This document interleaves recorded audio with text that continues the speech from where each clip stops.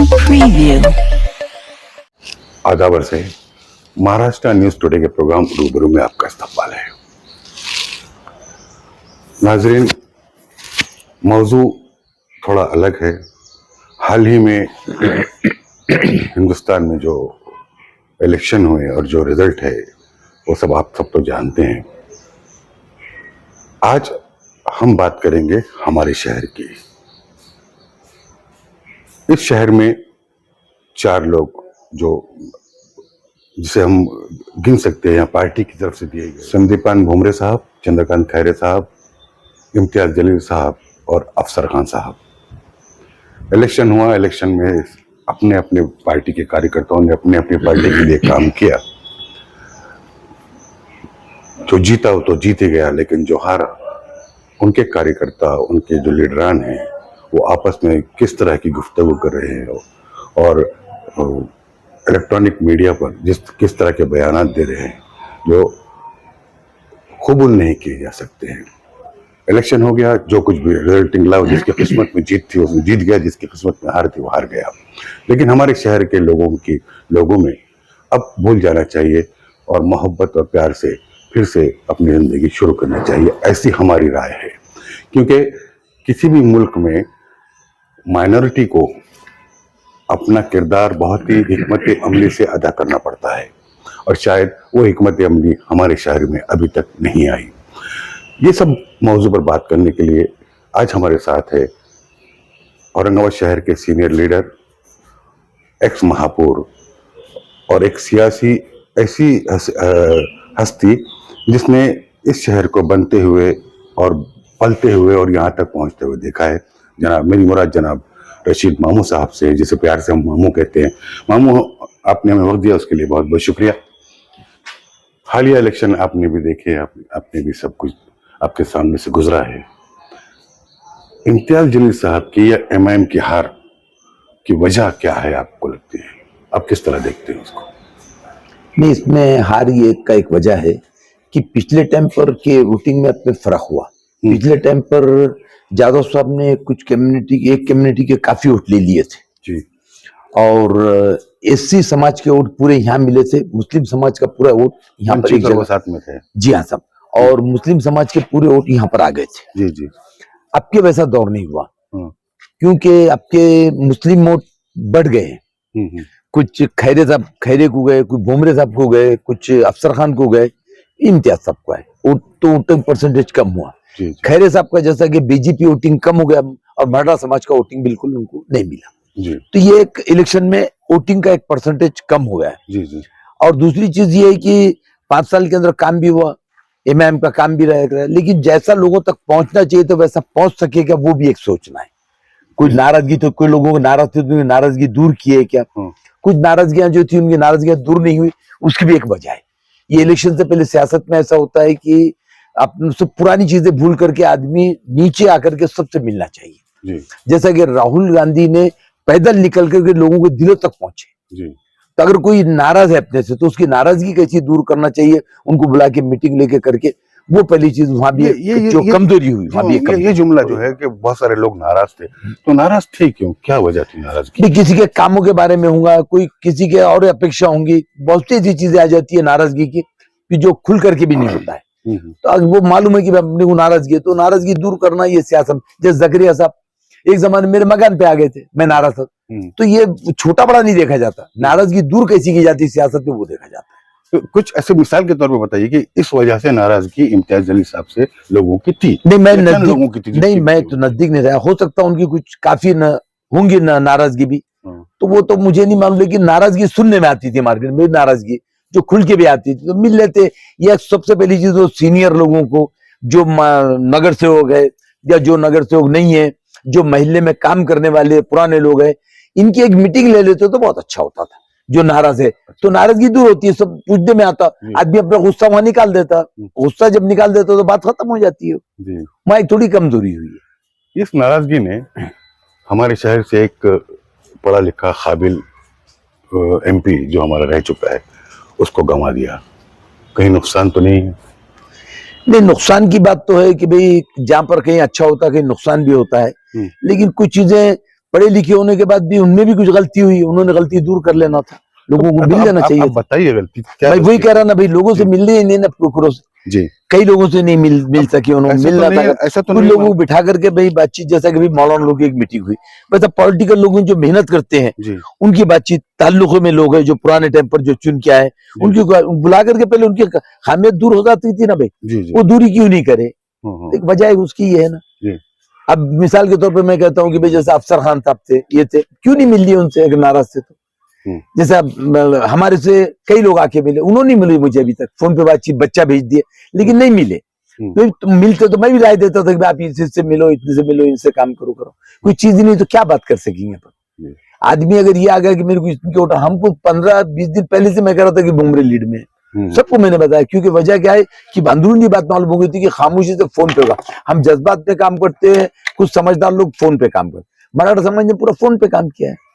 हाँ, इसमें कोई शक तो नहीं कि है। भाई वो चीज ये होगा था कि फर्स्ट वो आ गए थे ये, अच्छा जब लोटागंज में मुलाकात हुई मेरी खैरी की, तो मैं तो खैरी के मुंह पे कहूँ कि भाई आपको मैं पसंद नहीं करता हूँ, आप में फिरका परस्ती आई हुई है, आप जो अलीगढ़ यूनिवर्सिटी की बिना यहाँ नहीं आंदी है, पानी की लेन नहीं आंदी है, स्टेडियम में यहाँ से चलेगा, के फैक्ट्री मुंह पे मैंने कहूँ। तो भाई आदमी इलेक्शन में जब नाराज है तो मुंह पे कहेंगे, उसको बुरा नहीं मानना चाहिए। और बहुत सारे लोगों का ये भी कहना है कि अगर चंद्रकांत खैरे साहब की जगह कोई और कैंडिडेट होता यूटी की तरफ से तो शायद वो कामयाब हो जाता।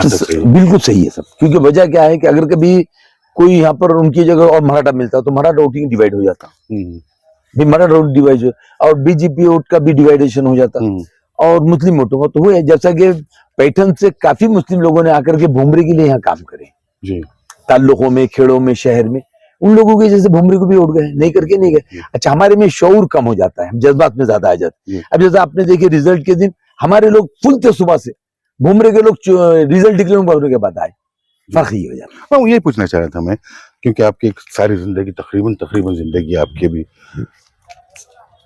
सियासत में गुजरी है, सियासी दावपेच को खुद इस्तेमाल करते हुए और इस्तेमाल होते हुए देखा है आपने। तो क्या हमारे शहर के माइनॉरिटी में, मुसलमानों में कहीं सियासी शऊर की कमी तो नहीं है? मैं तो हमेशा कहता हूँ हिम्मत अमली की कमी है, हिम्मत की कमी है वहां से, उसके अलावा जो है तो सियासी शऊर में बहुत कमी है। हम खाली बातें कर लेते, आगे का नहीं सोचते। कि इलेक्शन के अंदर तो ये देखा जाता कौन से कैंडिडेट का क्या चढ़ा, वोटर्स की अंदरूनी क्या राय चढ़ी, वो पहुंचना बहुत जरूरी है। जज्बात से जंग नहीं उतरी। अगर ये आप किसी ब्राह्मण लोगों में अगर उठे बैठे कराएं तो आपको सीखने को मिलेगा कि इलेक्शन कैसा लगा जाता है, खामोशी होता था। जैसा मिसाल के तौर पर समर्थनगर से मैं खड़े होना चाह रहा था, तो मुझे ब्राह्मण समाज ने पूरा ने कहा था कि समर्थनगर कि आप खड़े रहिए। बाद में मेरे को बुला के बोला गया कि नहीं, हमने उनको तायद किया, मामू अगर आप नाम वापिस लेते अच्छा है। यानी एक शऊर उनका ये आता कि एक ताल्लुकात करके उन्होंने कह दिए थे। तो मैं देखा उन लोगों के अंदर एक चीज आती है, हम में जरा जज्बात में आ जाते, और जज्बात से जंग नहीं। और दूसरी चीज, इलेक्शन हो जाता उसको भूल जाना चाहिए, और वोटर ने किसको वोट दिया वो नहीं सोचना चाहिए। मिसाल के तौर पे हमारे घर में एक बच्ची है, हमको 10 रिश्ते आए, हम 10 को नहीं देते, एक रिश्ता देख के हम दे देते हैं, तो क्या 9 लोगों नाराज होकर हमारे घर पे पत्थर बांध। ये सियासत है, और ये सियासत है, और सियासत में, और हम जमहूरी मुल्क में रहते हैं, और इस जमहूरियत में हर एक को अपना अपनी राय रखने का हक होता है। तो किसी ने भी किसी की कोई वजह ही नहीं है कि वे बुरा माने। अगर तो कोई किसी एक्स पार्टी के लिए काम कर रहा है और कोई वाई पार्टी के लिए काम कर रहा है, ये जरूरी नहीं है कि हर आदमी की राय आपसे मिलती है। बिल्कुल सही, मैंने वही मिसाल दिया अभी कि एक बच्ची का रिश्ता है, तो अपन ने जैसा उसको 9 को नहीं दिया, 1 को दिया, 9 फतरे मारेंगे अपने। तो उनकी एक राय, अपन को जो समझ में अपन ने देखी। वैसे वोटर का वो है, अच्छा काम करने का जिसको समझ में आया वो उसका काम करता है। जी। ऐसा कोई सवाल, अच्छा बाजे ने खामोश है, अब की इलेक्शन में खामोश रहे, बहुत सारे लोग खामोश रहे, उसके अंदर सवाल क्या आता है कि भाई एक बात है, क्योंकि अफसर खान के मेरे तो ताल्लुकात बहुत अच्छे थे, और वो भी एक अच्छा वर्कर था, ऐसा नहीं करके नहीं, अब क्यों कमी पड़ी जान दीजिए, लेकिन एक अच्छा वर्कर सुख दुख में आ जाता है, कभी काम करते हो भी, यानी जहां पर लोग डरते हैं जाने को, वहां पर वो आ जाते थे। कई टाइम पर जो तो कुछ लोग आमदार खादर भी आने को डरते हैं, वहां पर वैसी जगह पे भी अफसर खान आ जाता था तभी। तो वजह से थोड़ा सा ये हमारे अच्छे ताल्लुकात मुझे भी मानते, लेकिन मैं कभी कभी किसी को हो जाती है मजबूरी, मैं खामोश रहना, ऐसे हो जाता है। और अभी ये जो बयानबाजी चढ़ी है, ये हमें पसंद नहीं है। आफ्टर इलेक्शन के बाद में सियासी जमातों के लोग, जो किसी ने जो है तो यूटी का काम किया, किसी ने किसी और पार्टी का काम किया, तो एक खास जमात के लोग उनको तरह तरह के ताने दे रहे हैं कि आप ऐसे है और आप वैसे, वो लफ्ज भी बोलना अच्छी बात नहीं है। तो ये जो माहौल बनता जा रहा है, अब 2.5-3 महीने के बाद फिर से इलेक्शन फिर से है स्टेट के, तो उस इलेक्शन में नुकसान उठाना पड़ेगा। बिल्कुल सवाल नहीं आता, क्योंकि वजह क्या है, अब वो डॉक्टर है, क्या नाम अपना, शिवसेना में काम कर रहे हैं, शोएब हाशमी। अब वो उनकी पार्टी का काम कर रहे हैं, हम उनको बुरा नहीं बोल सकते, वो शिवसेना में दाखिल है, उसमें काम कर रहे हैं। जैसा तुम्हारे यहाँ पर हमारे गैरेज वाला है, उन्होंने शिवसेना में शुरू से काम करते हैं, तो ये लोग अगर काम कर रहे हैं तो उन्होंने अगर काम करते तो आप बोल नहीं सकते उनको। कोई बीजेपी में मुस्लिम काम करते हैं, कोई आप पार्टियों में, ये मजहबी पार्टी नहीं है, ये सियासी पार्टी है। सियासी पार्टी में कोई किसी का भी काम कर सकता है, तो उसको तुम रोक नहीं सकते उसको, और बुरा भी नहीं बोल सकते, क्योंकि वो उनके हो सकता है उन्होंने आगे को कुछ सोच रहे हैं सियासत में, पॉलिटिक्स में। भाई मैं हमेशा इंडिपेंडेंट रहने के ज्यादा पसंद करता हूँ, वैसा सब तो नहीं रहेंगे ना, सब भी पार्टियों में रहेंगे, चाहे शोएब हाशमी हो या कोई दूसरे लोग, किसी के खिलाफ बोलना अच्छी बात नहीं है। सारे हिंदुस्तान में अब उसमें कई लोग नाराज हो रहे हैं अभी। अब ये एमएलए के टाइम पर उसका नुकसान का पता चलेगा, क्योंकि कुछ लोग, अब हम रात दिन उठते बैठते अगर, तो ये चीज अच्छी नहीं है ना भाई। हर आदमी ये करके नहीं, कुछ लोग इम्तियाज जलील को चाहने वाले होंगे, कुछ बुमरे को होंगे, कुछ खैरे को होंगे, अफसर खान को होंगे, तो उनको अच्छा नहीं लगता है ना कोई बातों देखते हुए, तो ये चीज हमको समझ में आती है। जी जी। और सारे हिंदुस्तान में माइनॉरिटीज ने और दूसरे जो बहुत सारे समाज है, जो पिछड़े हुए समाज के लोग हैं, इन लोगों ने जहाँ पर भी सेकुलर जमातें थी वहाँ पर भरपूर वोट दिया। इवन मराठवाड़ा में भी अगर हम नांदेड़ पर बनी और इस तरफ नजर डाले तो भीड़ वगैरह में, यहाँ पर जो सिचुएशन थी थोड़ा मुख्तलिफ थी, क्योंकि यहाँ पर एमआईएम के कैंडिडेट इम्तियाज साहब मौजूद थे, उसके साथ साथ अफसर खान भी थे, तो यहाँ के मुसलमान कंफ्यूज हो गए थे। यही वजह है इनके हारने की। नहीं, उसमें क्या है, औरंगाबाद में की जो कॉन्स्टिट्यूशन थी, इसमें मुस्लिम वोटिंग कम है, लोगों का अंदाजा ही नहीं मालूम। एक मिसाल के अगर 5 लाख वोटिंग हो मुसलमान, तो उसमें वोटिंग कितनी होंगी आप? 3.5 लाख। 3.5 लाख में कुछ खराब भी वोटिंग हो जाती है, कुछ वोटिंग बढ़ जाती है, उसमें आप चुन के आ सकते। जब तक दूसरी चीज, अगर हम भरम में रह जाए, हमको इसकी ऑटोमेटिक इलेक्शन में कभी भी आदमी भरम में नहीं रहना, हमको ये समझ की इतनी वोटिंग मिल जा रही, कभी नहीं, कोई किसी का सुनने को तैयार नहीं रहता है। आज के टाइम पर तो ये होगी पॉलिटिक्स में कि बाप का बेटा नहीं सुन रहा, बेटे का बाप नहीं सुन रहा, ये वो सोच के चलना है। और एमआईएम का कैंडिडेट बोले तो महाराष्ट्र में कई जगह एमआईएम के कैंडिडेट थे, वो नहीं आए चुन के। यहाँ का एक मौका ऐसा हो गया था कि पीले में आमदार बन गए थे, नगर सेवक आ गए थे बोल के, यहाँ का माहौल एक अलग था, इसलिए लोगों को कुछ सोचना ये था। लेकिन उसमें जो फिर बादशाहों का, अफसर खान का भी सोचना था, तो वो भी एक काम करने वाला आदमी, तो कुछ ओटी का डिवाइड होगा, कुछ पैठन वालों ने आगे जो काम करे भुमरी को वोट गए, खैर हमारी ओटी डिवाइड हो गई। और आप इस बात को कैसे देखते हैं कि एमआईएम के अंदरूनी नाइख्तिलाफी जो है तो मंजर आम पर आई नहीं? अगर कभी उनकी आती तो लोग इतने एक साथ निकल के वोटिंग नहीं करते। वोटिंग हुई ना काफी उनको, नहीं तो इतनी वोटिंग कहाँ से मिली? सेकंड नंबर पे क्यों रहे? वह जानकारी थर्ड, मैं कह रहा थर्ड नहीं सेकंड पे भी आ सकते, तो वोटिंग तो उनको मिली है ना।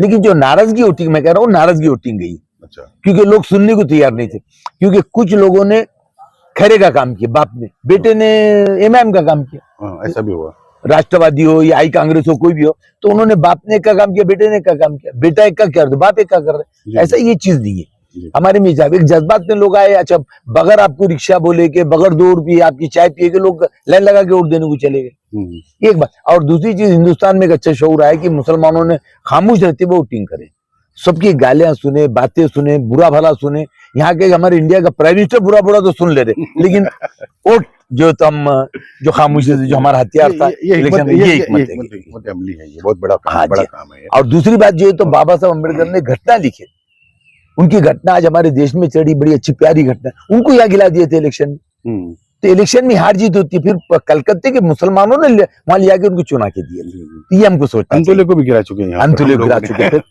अंतुले गिरा चुके लोगों ने। फिर ये बात, इसमें कोई सवाल नहीं आता नहीं, क्योंकि हालात अपने देश के, फिर भी मेरा कल भी एक प्रोग्राम था अमन कमेटी की मीटिंग का, मैंने उसमें कहा फिर भी औरंगाबाद में अब फिरका परस्ती कम हुई, क्योंकि हर समाज ने किसी को वोट दिया। जी जी, हाँ, ये बात देखते हैं, इस वजह से मतलब बकरीद में बड़ा सुकून रहेगा। मानो फिरका परस्ती चाहे कोई करे चाहे कोई करे, फिरका परस्ती होती है। हम करे तो फिरका परस्ती नहीं होंगी, ऐसा नहीं है, या वो करे तो फिरका परस्ती नहीं होगी। ये फिरका परस्ती कोई चाहे कोई करे, वो डेमोक्रेसी के लिए अच्छी बात नहीं, अच्छी बात।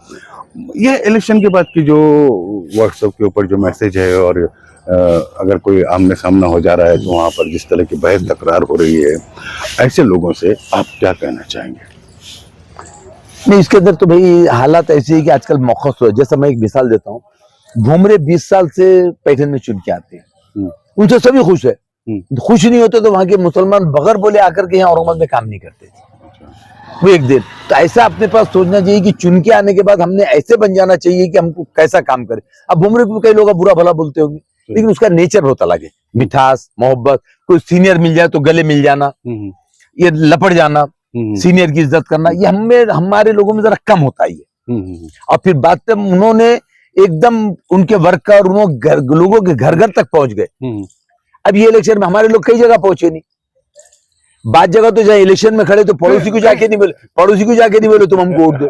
ऐसा हुआ साहब, आप जो बोले साहब, ऐसा हुआ है। ये तो मेरी है। हाँ, ये कहाँ जाएंगे? ये मुस्लिम ये गलत, ये हमारे को सियासी शौर सीखना पड़ेगा। ये गलत फहमी थी, है बहुत गलत फहमी। जी, इनको तो हमको हमारे पास से आना है। हाँ, ये चीज गलत हो जाता है आपका। सर, मामू, आने वाले इलेक्शन में, अभी असेंबली के इलेक्शन है 2-2.5-3 महीने के बाद, वहां पर आप महाराष्ट्र की सियासत को किस तरह जाते हुए देख रहे हैं? क्योंकि अभी शिंदे साहब भी नाराज है, अजित पवार साहब का जो हाल है आप जानते हैं।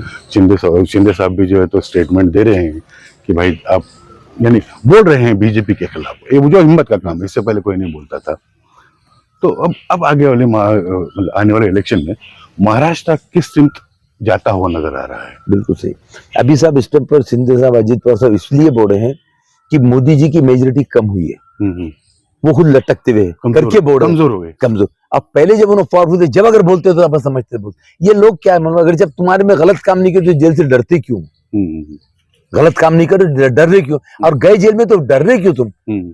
डरने की बात नहीं, जब तुम काम के लिए हो रहे तो पॉलिटिक्स छोड़ के घर बैठ जाओ। डर इतना ही तुम्हारे को, तुम खाएंगे भी, डरेंगे भी, और फिर बोलेंगे मेरे को बुरा भी मत बोलो। ये गलत चीज होती है। आज ये जो कर रहे हैं तो पब्लिक इसमें समझ जाती है। इनके बोलने से नहीं आने देने कितने वोट मिलेंगे, कितना इसका जाएगा। लेकिन महाराष्ट्र की जो सियासत है वो अब चेंज होने लग गई। लोगों को ये लग गया है कि घटना हमारी चेंज ना हो, हमको सब सहूलतें मिले, करेगा। आज लोगों को लग रहा है कि तुम आज कल तक कुछ नहीं था, आज तुम्हारे पास दुनिया की चीजें आ गई, आज तुम हमारे क्यों नहीं पूछ रहे। तो महाराष्ट्र की सियासत में तो चेंज आने वाला है, ये बिल्कुल सही है। कि अघाड़ी की क्या पोजीशन रहेगी? अघाड़ी अच्छी रहेंगी अपनी। अच्छा, अघाड़ी अगर उनमें आपस में झगड़ा नहीं हुआ तो, अगर सीटों में इसमें जैसे शरद पवार सब समझदार है, लेके चढ़े। और इस पर सही बोले तो राहुल जी, उन्होंने देखो यूपी के अंदर जरा सी सीटों के अंदर कंप्रोमाइज कर लिया, अड़े ही नहीं। और उनका जो जुमला था ये बिल्कुल सही है कि प्रियंका गांधी वाराणसी से खड़े हो जाते वाकई निकल जाता। अच्छा, क्योंकि पहले लीड में सामने वाला था, और आपके कुछ 145 कुछ सीटों के ऊपर तो बदमाशी भी हुई है। ऐसा सुनने में आ रहा है। सुनने में क्या हुआ है ना साहब, अभी बीड़ का इलेक्शन रोक दे रहे थे, अमरावती का इलेक्शन रोक दे रहे थे, कई जगह कर रहे ना भाई डांट। अभी बॉम्बे का इलेक्शन हो गया, होने के बाद जो तो उसको सर्टिफिकेट लेने के बजाय उन्होंने दूल्हा खेलते बाहर निकल गए, पैसे लेट हो गए, दूसरे को डिक्लेयर हो गया। अब सर्टिफिकेट मिलने के बाद तुम कोर्ट जाओ, टेक्निकल बात होती है, टेक्निकल बातें होती है। ये आदमी को बहुत समझ करके लेना पड़ेगा। बहरहाल मामो, जो हालात शहर के हैं, और इस शहर में जहाँ पर कई लोग अंतुले जैसे आदमी भी आकर यहाँ पे हार कर गए, ज़कीरिया साहब हारे, एमपी साहब हारे हैं, सारी सब चुनकर आए हैं, और अमानुल्लाह साहब ने बहुत अच्छी हुकूमत की यहाँ पर। अब जो हालात, सियासी हालात है, जहाँ पर एक चमकता हुआ सितारा जो हम जिसे कह सकते हैं कि इम्तियाज जलील ने इस इलेक्शन से पहले तक अपनी हुकूमत की है, वो चाहे वो कुछ नाराजगियां हो, क्योंकि सभी सियासत में नाराजगी होती है, छोड़ देना नाराजगी। जी, अब हिकमत अमली की कमी की वजह से ये सीट गंवा बैठेगा, आपका कहना है? बिल्कुल सही है जी। और दूसरी चीज ये है कि कुछ नाराजगी हमारी भी हो सकती थी, लेकिन पॉलिटिकल नाराजगी अलग होती है। अपनी जाति नहीं बनाना, हमने उनके खिलाफ बयान नहीं दिए, किसी के खिलाफ हम बयान नहीं दिए जी भाई, उसको फिर जाति दुश्मनी थोड़ी है अपनी। पॉलिटिकल हो सकता है, नजरियाती इख्तिलाफ हो सकता है, हर एक का अलग अलग बात, जने बोलते नहीं पीछे का अगर हम रहे डायरेक्ट बोलना, ये चीजें हो जाती है, छोड़ देना चाहिए। और मैं तो ये कहूंगा, ये सब हट करके इम्तियाज जलील साहब अगर पढ़े लिखे समझदार है, सब चीजें हैं, सही बात मानता हूँ, तो उन्होंने दिल में से सब चीजें निकाल देना, किसी को अपना दुश्मन नहीं समझना, सबको मिला लेना बुला करके। और वैसे अफसर खान साहब ने भी जो, तो अफसर खान साहब एक लीडर है, जज्बाती लीडर, काम करते हैं, तो इनको भी बुला लेना, सबको बुला के मिलजुल के दूर तो करना। औरंगाबाद के कुछ सियासी शोर लोगों से मैं गुजारिश करूंगा कि ये सबको एक जगह बुला लीजिए। वो पहल आपको करना पड़ेगी, क्योंकि आप सबसे नहीं है भाई, मैं भी रहता हूँ, लेकिन कोई बुला लिए तो ये चीजें निकल जाना, तो आइंदा कुछ एमएलए के इलेक्शन में कुछ फायदा हो क्या हो रहा, आम कार्यकर्ता बेचारे को ज्यादा कुछ समझता नहीं है, बस वो अपने लीडर को ही उन्हें फाइनल समझता है। आम कार्यकर्ताओं की दुश्मनी कहीं बढ़ ना जाए, नहीं बढ़ना जाए, सही है। उससे पहले ही ये सारी जो आप सोच रहे हैं वो चीजों को अमल में ला लिया तो काफी फायदा होगा। बहुत से अब सब इसमें जो शिवसेना में काम कर रहे हैं मुसलमान, बीजेपी में काम कर रहे हैं, हाँ, वो सियासत जमा है ना, सियासी जमात है ना, दलित पेंशन में काम कर रहे हैं, जैसे नासिर भी है वो बेचारा दलित, तो ये सबको एक जगह करके पहले बातचीत कर लें और बाद में फिर एमआईएम के वर्कर है सब पूरे लोग आप बैठ करके दिलों में बुराई निकाल देना चाहिए, दिलों से बुराई निकाल देना, वही कहने का। क्योंकि मैं कई जगह उठता बैठता लोग जो बोलते हैं तो मेरे को बड़ी शर्मिंदगी होती है। नहीं, हम लोग भी जो तो हमारे चैनल के साथ भी, हम अब जिस चैनल पे हम बात कर रहे हैं उसके साथ भी जो है तो बदतमीजी हुई, पता नहीं कौन किसकी आवाज में कौन क्या कर रहा था, लेकिन बदतमीजी की गई इस चैनल के साथ भी, जो ठीक नहीं है। हम वक्त दिया आपने, उसके लिए हमारे बहुत बहुत शुक्रिया सब। और हम औरंगाबाद की आवाम से, शहर की आवाम से, जिस तरह मामू ने कहा, ये गुजारिश करते हैं कि इलेक्शन खत्म हुए, अब वो दुश्मनी, वो सारी बातें भूल जाइए, अपने काम पे लग जाइए। रोटी रोजी का जब वैसे ही प्रॉब्लम है हमारे लोगों के साथ, अगर हम इस तरह की फालतू की बातों में उलझ जाएंगे तो और परेशानियां बढ़ जाएंगी। मामू, आपने हमें वक्त दिया, थोड़ा सा जी मेरा ये कहना है इस टाइम पर इम्तियाज जलील साहब से भी, इनसे भी, कि आप दिलों में से सब चीजें निकाल के मिल लीजिए। अफसर खान भी है, जज्बाती, लेकिन वर्कर अच्छा है। ऐसे औरंगाबाद में कई वर्कर है जो जिनका दिल ना टूट जाए। इलियास किरमानी साहब है, वहां से तो तुम्हारे सालिक है, ये कई ऐसे लोग है कि जिनके अबू बकर रहे, इनके दिला ना टूट जाए। नासिर है, सालिक है, ये कई लोग ऐसे है, अफसर खान इनके साथीदार। तो मैं कह रहा हूँ कि इनको सबको बुला करके आप मिलके इनका नाराजगी तो दूर करिए ना आप। भाई नाराजगी क्यों नहीं दूर कर रहे? आप ये नहीं सोच सकते कि सब अच्छे हो रहे। और एक बात ये है, इज्जत और रुस्वा करने वाला अल्लाह है। बेशक। आपको इज्जत मिली, अब रुस्वाई मिली तो बुरा मत माने, और जिसको रुस्वाई मिली तो वो मत करिए। और मैं सबसे कहूंगा कि भाई किसी अब जैसे अबू बकर अपने लेवल में काम करते हैं, इलियास के अपनी लेवल पे काम करते हैं, सालिक अपनी लेवल में काम करता है, अफसर अपनी लेवल में काम करता है, तो सबके अपने काम करने चाहिए। ऐसी हरकतें हुई तो इनके दिला टूट जाएंगे, तो हमारे शहर से एक वर्कर कम हो जाएगा सुख दुख में जो आते हैं। आज किरापुरे का हो या बाईजपुरे का, अफसर का जो कुर्बानी है वाकई याद रखे, भी डर ही नहीं हो कि भाई मेरे ऊपर क्या होगा। तब ऐसे अगर कभी इनके दिला टूट जाए तो कल हमको नुकसान होगा। आज हमारी उम्र तो हो गई है, लेकिन ये बच्चे नाराज ना हो, तो हम कहूंगा कि भाई ये सब चीजें निकाल करके, और मैं सब तो अफसर साहब से भी कहूंगा कि भाई आप भी गुस्सा छोड़ दीजिए, दिलों से बातें निकाल दीजिए।